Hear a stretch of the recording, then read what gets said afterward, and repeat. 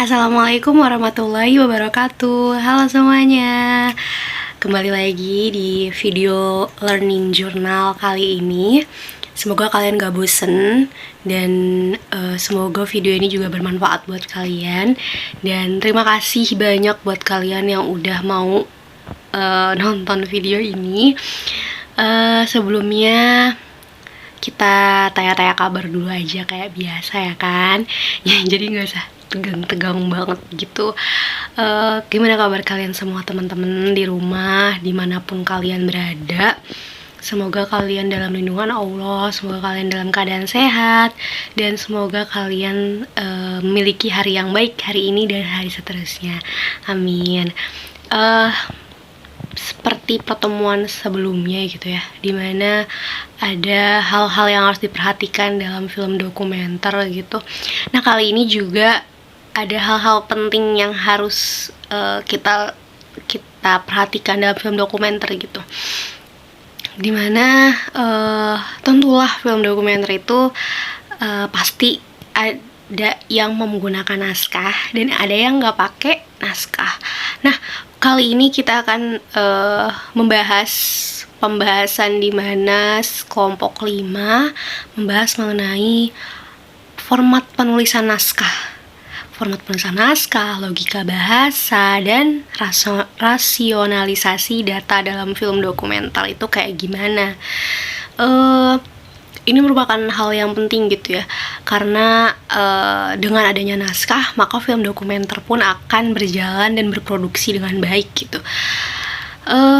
Format penulisan naskah. Format penulisan naskah ini harus diketahui oleh para penulis naskah dan juga sutradara gitu, karena terkadang ada sutradara yang ikut dalam pembuatan naskah untuk lebih mendapatkan atau membangun karakter yang sesuai dan dia inginkan gitu.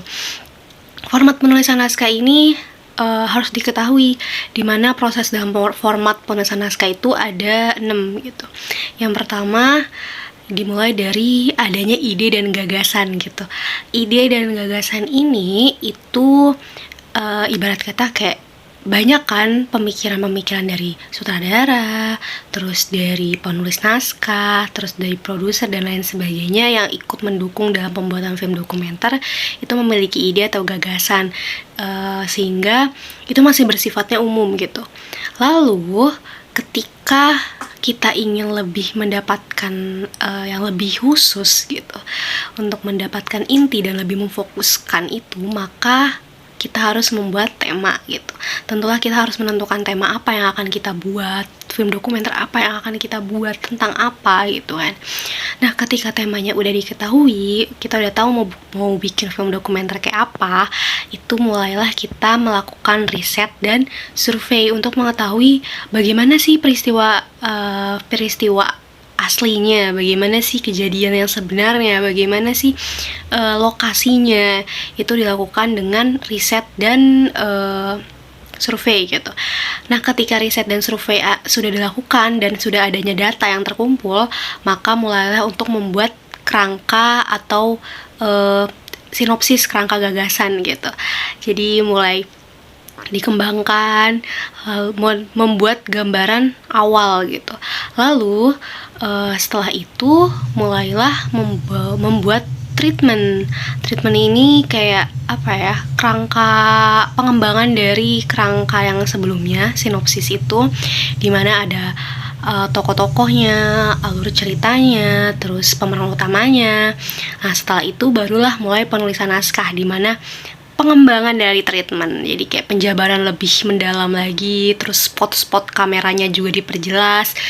Nah, di situ itu merupakan proses atau tahap-tahap dalam pembuatan naskah film dokumenter atau skenario film dokumenter. Lalu selanjutnya itu ada logika bahasa. Nah, logika bahasa sendiri itu, logika itu kan membantu kita gitu untuk bisa terhindar dari kesalahan berpikir yang menyesatkan kita. Jadi kayak logika tuh membantu kita untuk berpikir logis, masuk akal. Lah, logika bahasa itu itu digunakan oleh sutradara disesuaikan dengan film dokumenter apa yang akan dibuat gitu. Misal ketika memang ingin menggunakan bahasa daerah atau menggunakan bahasa sehari-hari, yang penting bahasa tersebut bisa membangun karakter yang lebih baik dan lebih mendalam mengenai dari tokoh yang akan berperan gitu. Jadi bahasa yang digunakan tuh masuk akal, bahasanya bisa membangun karakter dari para pemainnya untuk bisa lebih mendapatkan feel dari film dokumenter atau tema yang akan kita buat gitu. Nah, selain itu juga ada rasionalisasi data, di mana rasionalisasi data ini kita mempertimbangkan data-data yang udah terkumpul gitu. Jadi ketika data terkumpul, kita memiliki data, informasi dan lain sebagainya, itu nggak langsung kita bikin film dokumenter gitu, tapi kita olah kembali, kita pilah kembali, kita saring kembali apakah data tersebut sesuai, apakah data tersebut mencukupi apa yang kita butuhkan, apakah data tersebut sesuai dengan apa yang kita butuhkan. Itu menjadi rasionalisasi data dalam film dokumenter, sehingga film dokumenter yang dihasilkan akan baik dan diproduksi dengan baik juga. Nah, jadi kita tuh nggak cuma ngebahas tentang format penulisan, logika bahasa, dan rasionalisasi data, tapi juga tetap ada review film seperti Learning Journal sebelumnya. Nah, review film kali ini itu dari kelompok 5. Mereka mereview mengenai film yang berjudul Hope.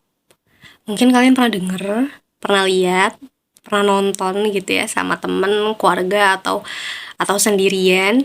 Film ini dirilis tahun 2013 yang berasal dari negara Korea. Film yang mengisahkan ini tuh film dari kisah nyata ya. Film yang diangkat berdasarkan dari kisah nyata, dimana menceritakan mengenai seorang gadis berumur 8 tahun yang mendapatkan kekerasan seksual dan kekerasan fisik ketika dia akan berangkat ke sekolah oleh seorang laki-laki pemabuk atau bapak-bapak pemabuk gitu. Nah, hal ini berdampak pada psikis dan fisik dari anak itu gitu. Maksudnya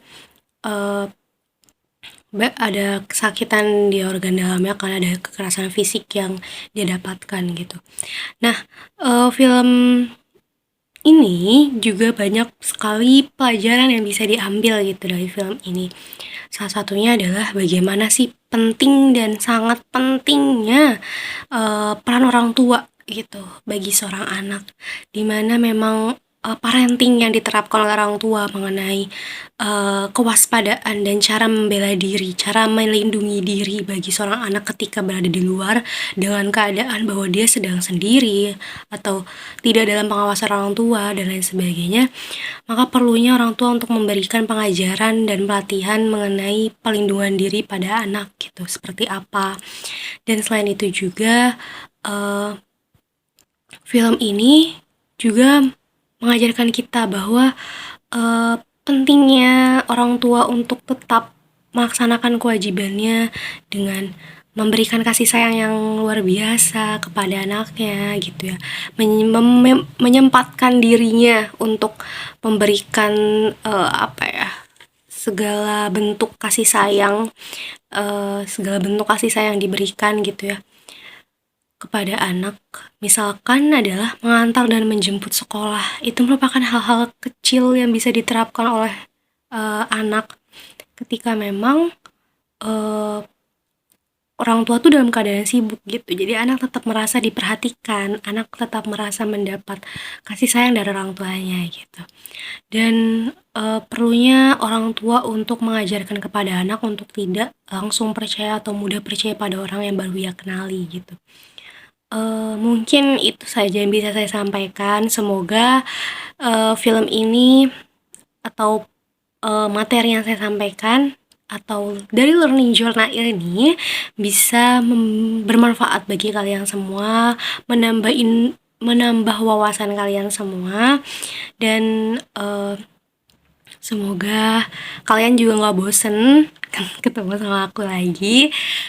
Sampai ketemu di video selanjutnya. Dadah. Wassalamualaikum warahmatullahi wabarakatuh.